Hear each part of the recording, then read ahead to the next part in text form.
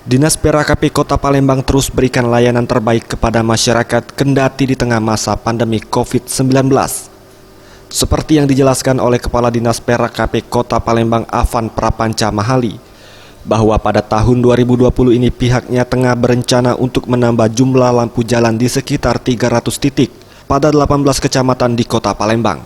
Dari sebelumnya Kota Palembang telah memiliki 46.200 titik.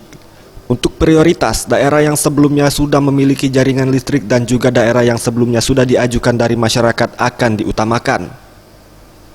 Ia menambahkan rencana penambahan lampu jalan ini sendiri adalah upaya dalam rangka mengurangi blank spot di Kota Palembang yang ada sebanyak 30.000 titik lagi.